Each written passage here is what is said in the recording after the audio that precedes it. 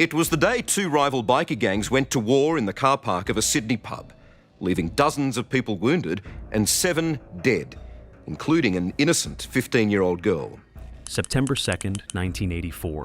Father's Day in Australia. Families gathered at a motorcycle swap meet. Children ate barbecue. Wives browsed vintage parts with their husbands. Then shotguns roared. Bodies dropped. Blood splattered across a suburban car park. When the gunfire stopped, 7 people lay dead, including a 14-year-old girl who just came to look at motorcycles. But this wasn't random violence. This massacre started with one man breaking his own rules and getting caught in bed with another member's wife. What happened next would tear apart one of Australia's most feared biker gangs, spark the birth of an international rival chapter, and end in a bloodbath that changed Australian gun laws forever.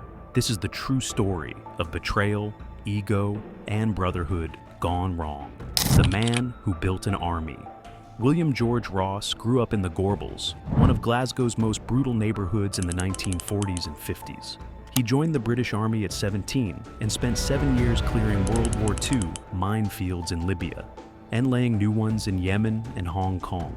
That military experience shaped everything that came after. When Ross emigrated to Australia in the mid-1960s, he settled in New South Wales and found work as a truck driver and blacksmith. But he wanted more than just a paycheck. He wanted loyalty, brotherhood, control. In 1968, inspired by a John Wayne Western film called The Comancheros, Ross founded the Comanchero Motorcycle Club in Sydney. He didn't just run the club, he commanded it. Ross gave himself the title Supreme Commander. He implemented weekly military drills. He created an elite unit he called the Strike Force. On the wall of the Comancheros clubhouse hung a sign that left no doubt about their attitude toward authority. By the early 1980s, the Comancheros were considered among the most violent outlaw biker clubs in Australia. Ross had built his brotherhood into a paramilitary force of 45 members.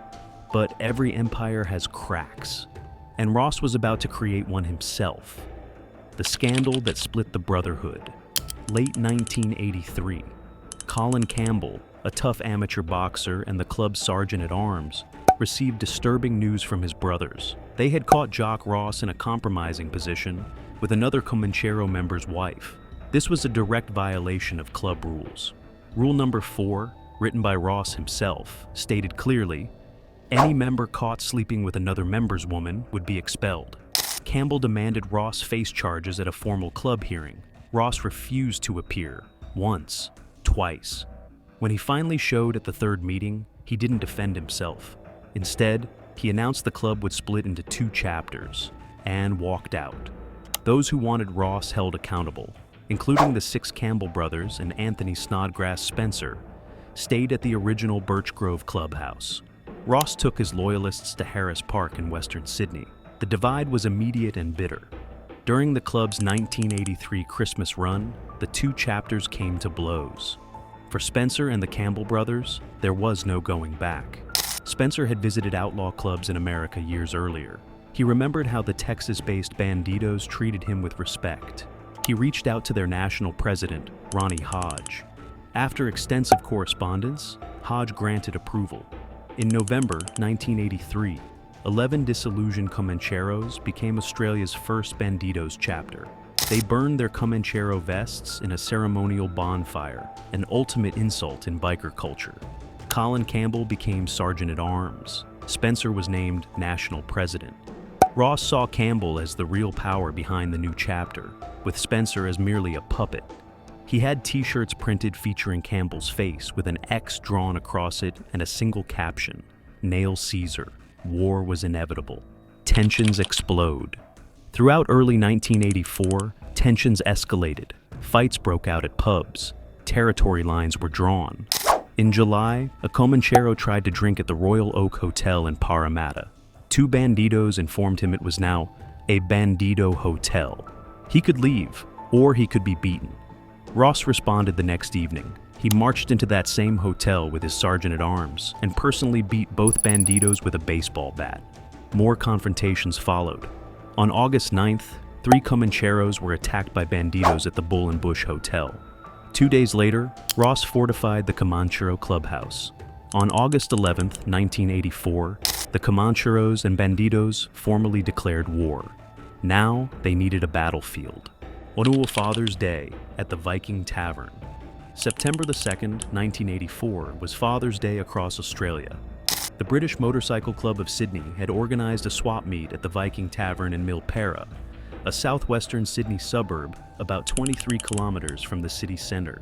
Over 400 people attended, families with children, motorcycle enthusiasts browsing vintage parts, a pig roasting on a spit.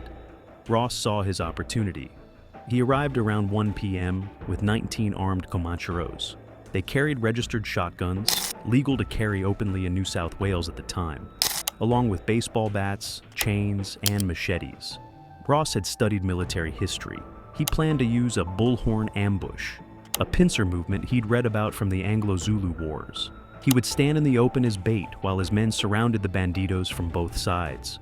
But the Bandidos were running late, nearly 20 minutes behind schedule. Some Comancheros assumed their rivals weren't coming. They wandered into the tavern bar. Ross got distracted by members of another club, the Mob Shitters, and went inside to ensure they wouldn't get involved. His ambush was falling apart before it even began. 10 minutes of chaos. Around 1:20 p.m., 34 Bandidos rolled into the car park. Colin Campbell led them forward. Spencer stayed in his car, later condemned by his own men as cowardice. Campbell marched directly toward the Comanchero sergeant-at-arms, Philip Leroy Jeschke. Another Comanchero stepped into Campbell's path and pressed a shotgun against his chest.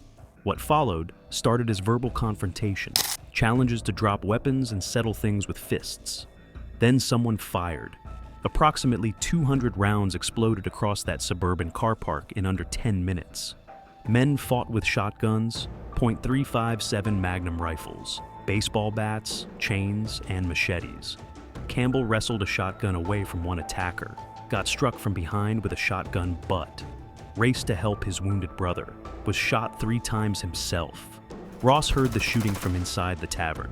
He ran out waving a machete, shouting at his men. He was shot in the foot, then the head and chest. He collapsed, his brain permanently damaged. Families fled screaming.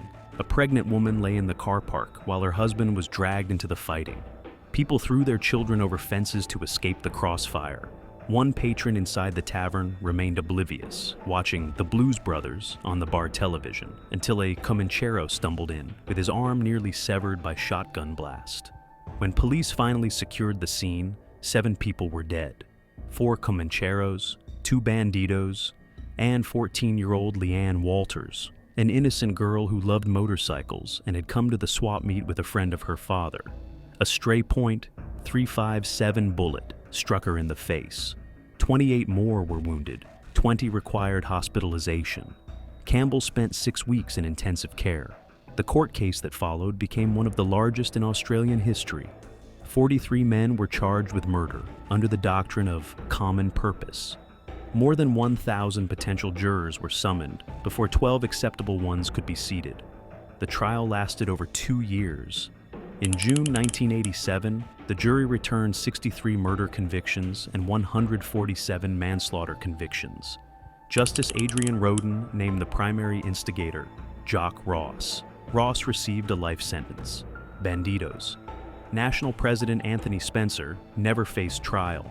In April 1985, overwhelmed by guilt over Leanne Walters' death, he hanged himself in Parklea Prison. His final diary entries revealed his torment. "I think sometimes if I died, then things might have been better," he wrote, "because then I wouldn't be called a Jock Ross." The legacy. The Milperra Massacre changed Australia.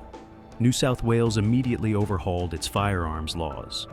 Open carry of registered weapons in public ended.